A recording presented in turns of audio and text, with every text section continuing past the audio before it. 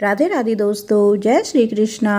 आज मैं आपको मासिक शिवरात्रि की व्रत कथा सुनाऊंगी। आप सभी मेरे साथ बोलिए ओम नमः शिवाय।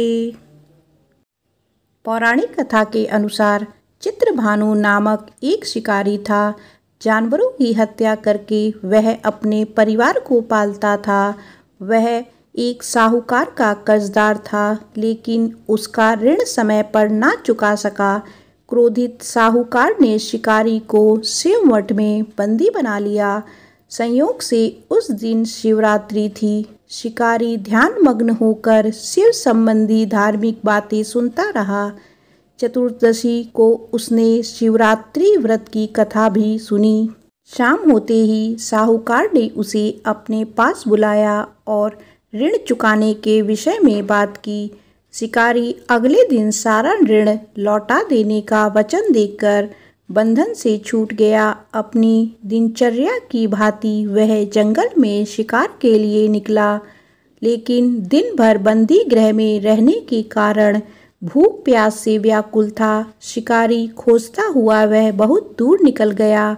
जब अंधकार हो गया तो उसने विचार किया कि रात जंगल में ही बितानी पड़ेगी।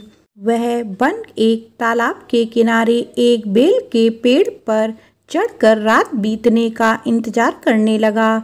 विल्लव वृक्ष के नीचे शिवलिंग था, जो विल्लव पत्रों से ढका हुआ था। शिकारी को उसका पता न चला। पड़ाव बनाते समय उसने जो टहनियाँ तोड़ी, वे संयोग से शिवलिंग पर गिरती चली गई। इस प्रकार दिन भर भूखे प्यासे शिकारी का व्रत भी हो गया और शिवलिंग पर बिल्वपत्र भी चढ़ गए। एक पहर रात्रि बीत जाने पर एक गर्भिणी हिरनी तालाब पर पानी पीने पहुंची। शिकारी ने धनुष पर तीर चढ़ाकर ज्यों ही प्रत्यक्ष खींचा। हिरनी बोली, मैं गर्भिणी हूँ, शीघ्र ही प्रसव करूँगी। तुम एक साथ दो जीवों की हत्या करोगे, जो ठीक नहीं है। मैं बच्चे को जन्म देकर शीघ्र ही तुम्हारे समक्ष प्रस्तुत हो जाऊंगी, तब मार लेना। शिकारी ने प्रतिज्ञा ढीली कर दी और हिरनी जंगली झाड़ियों में लुप्त हो गई।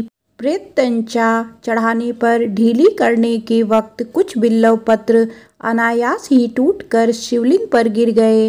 इस प्रकार उसने अनजाने में ही प्रथम पहर की पूजा भी संपन्न कर ली। कुछ ही देर बाद एक और हिरनी उधर से निकली। शिकारी की प्रसन्नता का ठिकाना ना रहा। समीप आने पर उसने धनुष पर बाण चढ़ाया।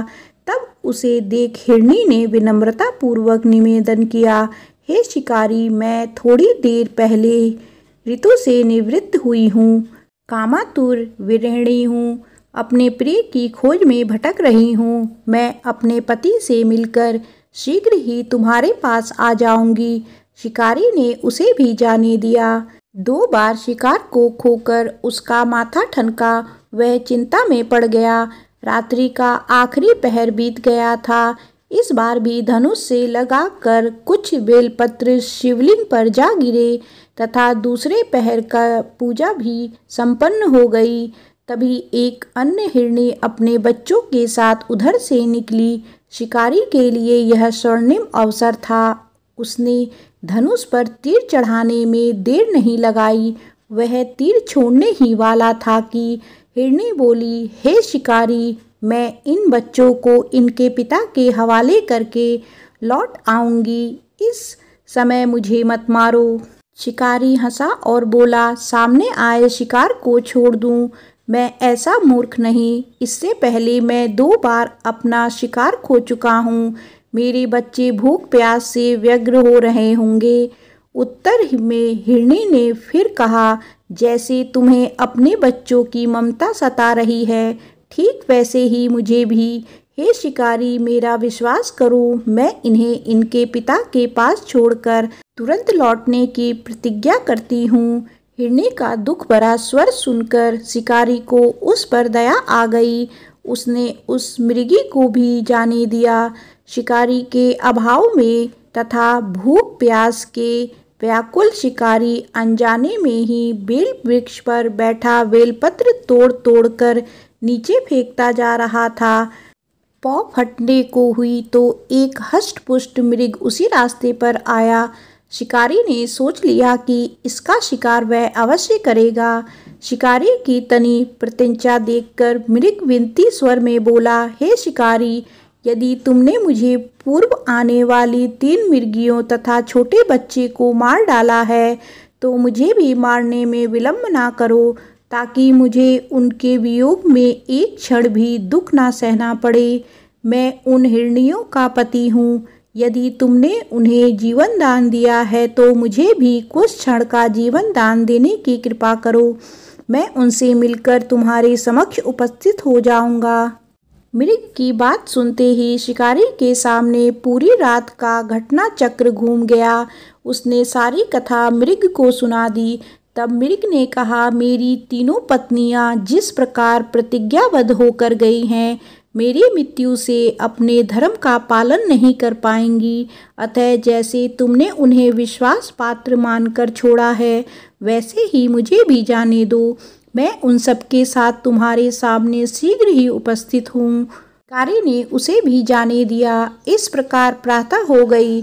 उपवास, रात्रि जागरण तथा शिवलिंग पर बेलपत्र चढ़ने से अनजाने में ही वह शिवरात्रि की पूजा पूर्ण हो गई। अब अनजाने में की हुई पूजन का परिणाम उसे तत्काल मिला। शिकारी का हिंसक हृदय निर्मल हो गया, उसमें भगवत शक्ति का वास हो गया। थोड़ी ही देर बाद वह मृग सपरिवार शिकारी के समक्ष उपस्थित हो गया ताकि वह उनका शिकार कर सके। किंतु जंगली पशुओं की ऐसी सत्यता, सात्विकता एवं समूह प्रेम भावना देखकर शिकारी को बड़ी ग्लानि हुई। उसने मृग परिवार को जीवन दान दे दिया। अनजाने में शिवरात्रि के व्रत का पालन करने पर शिकारी को मोक्ष और शिवलोक की प्राप्ति हुई। मासिक शिवरात्रि व्रत कथा समाप्त होती है। आप सभी मेरे साथ बोलिए, शंकर भगवान की जय, माता पार्वती की जय।